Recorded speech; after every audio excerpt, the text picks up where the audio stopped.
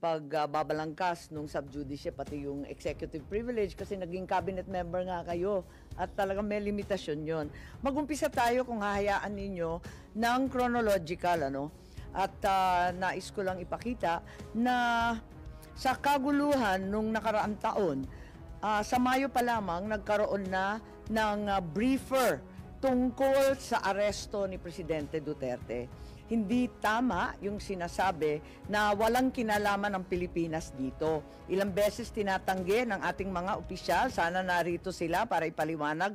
Subalit, nag-press release po ang liwaliwanag nung DOJ Assistant Secretary Mico Clavano, May 8 ang kanyang mga press release.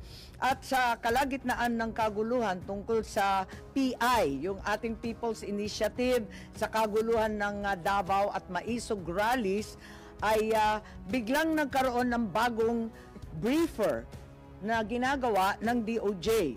Ito ay unang-una for the potential arrest of President Duterte, ikalawa ang pagbabalik ng Pilipinas sa ICC. Maliwanag na last year pa, May of 2024, nag-umpisa na ito. At sabi rito, aware naman tayo na yung policy ay hindi papasukin ng ICC. Pero, posible naman mag-iba. So, yun ang nakakaabala dito. Mayo pa lang, pinaplano na yata ito. At kahit sinasabi ng ating kagalang-galang Secretary of Justice, sana narito siya, sabi niya, labas-masok ang dayuhan sa Pilipinas. Libo-libo sila, daan-libo pa ang pumapasok na waring di natin nalalaman. Ngunit, kilala ng ating Bureau of Immigration ang ilang ICC, mga tauhan na klaro na pumasok dito. Unang-una, maliwanag, si Maya Destura Bracken, dumating noong October 4, 2024. Siya ay galing US at interpreter siya noong ICC. Maliwanag po yan at maliwanag din na dumating siya sa Pilipinas. Ikalawa, andito din yung protection expert para ipagtanggol ang mga testigo.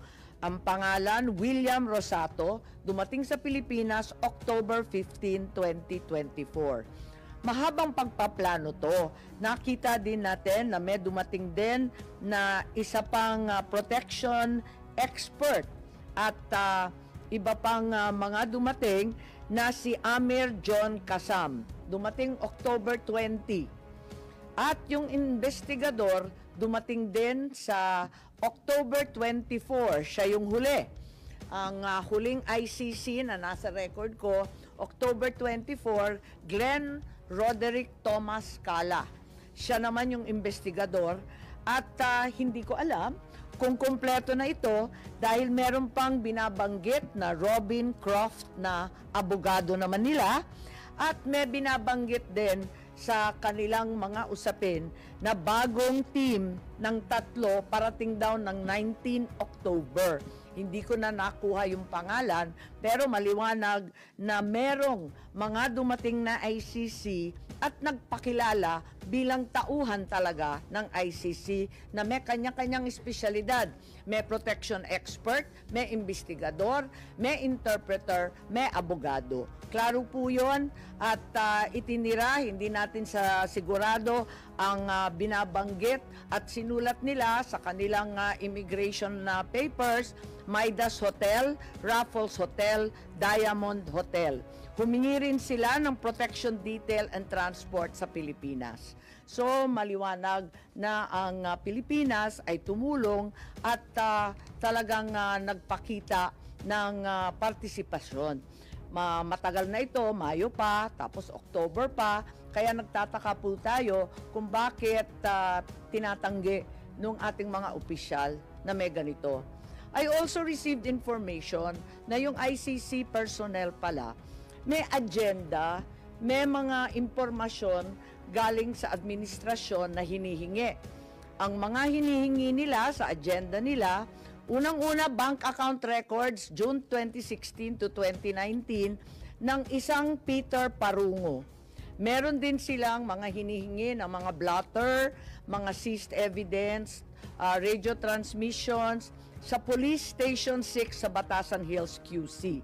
Alalahanin natin na meron tayong bank privacy. Kaya nakakapagtaka bakit yung bank account records na kami mismo dito sa Senado hindi makuha-kuha, naibigay sa ICC. Pati na rin yung mga tactical operations ng pulis. Pati na rin yung records ng East Avenue Medical Center sa lahat ng dead on arrival between July 2016 to 31, 2017. Lahat ng detalye ng postmortem autopsy at mga inspeksyon. Sana, ipapatanong ko to sa ating kapulisan. Sabi nga ni Senator Cayetano, hindi naman yan sakop ng executive privilege pagkat hindi naman cabinet rank. Pero wala sila rito. Bakit nila ipagkakaila ito samantalang fully recorded naman ito? Ang liwaliwanag naman ito. Huwag na tayo magbolahan. Tapos, itong agenda na sinasabing hiningi, siya rin ang lumitaw sa application for warrant ng ICC prosecutor.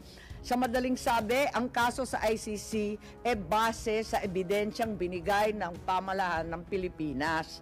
I am asking these questions, I cannot help but wonder, while the administration has been claiming it did not help the ICC, why the prosecutor in his application for the warrant of arrest for PRRD cited the following documents as part of the evidence.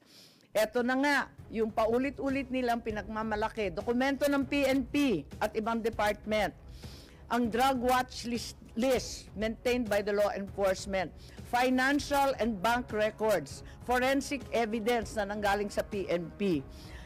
Mahirap kunin itong mga katibayan na ito. Kahit mataas na opisyal, katulad ng senador, naghahagilap kami ng ganito, wala kami makuha. Paano nakuha ng ICC prosecutor kung sa mga salita at deklarasyon ng ating administrasyon ang sinabi, it will not lift a finger to help the ICC. Bakit? Verbatim, lahat ng hiningi nila, nakarecord sa agenda, yan din ang lumitaw na katibayan para sa warrant of arrest. Even if you were to assume that there were members of the PNP who helped the ICC prosecutor in an unofficial capacity, why were these not detected by our intelligence officers? I find it very hard to believe. Malaki po ang budget sa intelligence. Tignan po natin. Ang NSC, sana nandito si Secretary Anyo. Limpak-limpak na salapi ang ginagastos ng Pilipinas sa OP, NSC, DND, AFP. Ang Philippine Army may hiwalay, Air Force may hiwalay, Navy General Headquarters. Lahat ito hindi nila nalaman. Parang naman mahirap intindihin. Totoo ba na right in front of their faces, hindi naman nila nakita lahat ito? Mahirap talaga paniwalaan. At eto pa, meron na din tayong case build-up na narinig. At andito tayo, yung case build-up ng DOJ. Kanina, nag-umpisa tayo doon sa briefer. Mayo pa lang yon. Pagkatapos ng briefer, nagkaroon ng maliwanag November 4, Department Order ng DOJ na nagtatatag ng task force to investigate, create a case build-up, and file the appropriate criminal charges. So, klaro na yun. And sana, andito yung DOJ para sabihin kung yung task force nga ba, in-interview sina Senator Laila De Lima noon, Attorney Colmenares, and Commissioner Palpalatok. Yan lang ang gusto natin malaman. As a matter of fact, may nakita tayong bago. March 6 nitong taon na to, may memo ng accomplishment report nitong case build-up na to na humihingi ng additional 90 days. Kasi ang sabi nila, hindi pa daw sapat, hindi pa daw klaro, hindi maliwanag. Humihingi sila nung umpisan ng nakaraang buwan, 90 days pa sana. So, sana yung DOJ i-confirm nila, there already was a legal team. In fact, there is an allegation na pati private legal team, magbabayad sila para mag-draft ng complaint for murder against those responsible for the death of 3 nationals in the Davao prison. Kung may case build up, may draft of the complaint, why did we still have to cooperate with ICC and Interpol? I wanted to verify kung totoo nga na yung DOJ pinagtatanggol yung ICC jurisdiction in the cases before the Supreme Court. It appears that the DOJ is arguing there is no investigation or prosecution in the relevant EJK cases. But in fact, sila mismo may task force, meron ng report, may hinihingi na ng mga private lawyer, meron na ring Quadcom sa Kongreso, merong Senate Blue Ribbon Committee. Ano ba naman ito? Mismo si Solicitor General talagang umatras na sa pagtatanggol ng posisyon na yan kasi ang sabi nga niya talaga namang meron ng case build-up mismo sa ilalim natin sa building na ito sa DOJ. Kaya hindi po katanggap-tanggap. At any point, kung ang ating mga kasamahan may idadagdag, pakisabi na lang po. Pero, eto pa, narinig natin na mayroong Oplan pursuit. Pakita na lang na inaamin at pinagmamalaki ni General Torre. Sabi niya, hindi ito spur of the moment. Huwag kayong maniwalang spur of the moment dahil matagal ko nang pinaplano ang Operation Pursuit. Ayan. Sige. Pwede natin ipakita. Ayan. Did he say that to you? Na no matter what, we need to fly the former president to The Hague and we need to implement the ICC arrest warrant? Arrest him and bring him to The Hague. Yun lang. Simple as that. Arrest him and bring him to The Hague. Sagot ko lang, sir, bigyan mo ko aeroplano. O di ayos. And then the rest, you planned everything. Pero matagal na yan eh. Ang plano na yan, matagal na yan. Hindi yan spur of the moment eh. Matagal na yan. And nagkataon lang na talagang yun, the opportunity arose. Ayan, maliwanag, may Operation Pursuit, sabi nga ni General Torre, matagal na yan. Hindi yan spur of the moment. Inutos ni General Marbil, ang Chief PNP, and the operation was planned as early as January 2025. So hindi natin pwedeng sabihin na madalian at waring nakita ko bit-bit ni General Torre nung pumunta siya dito sa first hearing dahil pinagmamalaki nga niya na napakakapal nung plano niya. Ang Oplan Pursuit 80 pages. At maliwanag na ang PNO had prepared a secret plan, Oplan Pursuit, to detain PRRD, including scenarios of arresting him either in Manila or Davao. It also contained maps of properties of the former president, his partner, his allies, with arrows labeling the nearby streets where the PNP could access the property.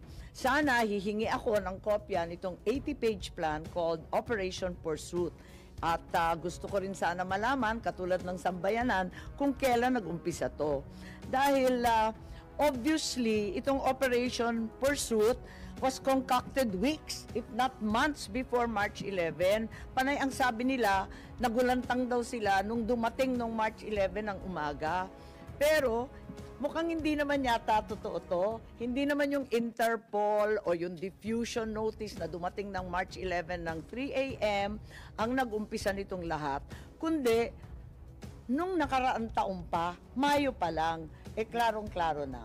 Madam Chair, may I move that this committee issue a subpoena duces tecum to the PNP to produce that document?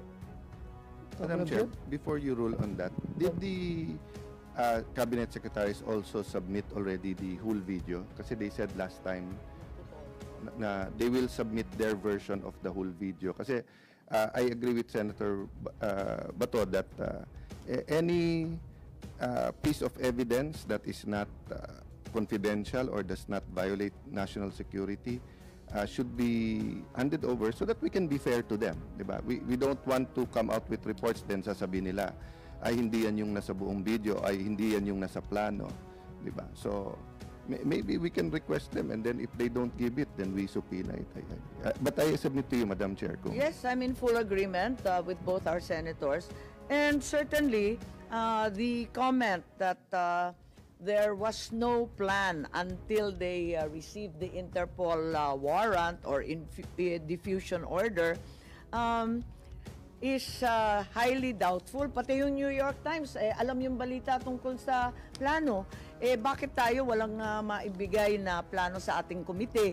Pagkatapos yung complete video na hinahanap ni Senator Cayetana, tama po kayo. Hanggang hindi pa nabigay. Pero baka kasi kasama sa 80-page plan yung paghuli kay Senator Bato. So hindi talaga pwedeng ibigay muna sa atin. Senator Bato, anong comment nyo dan?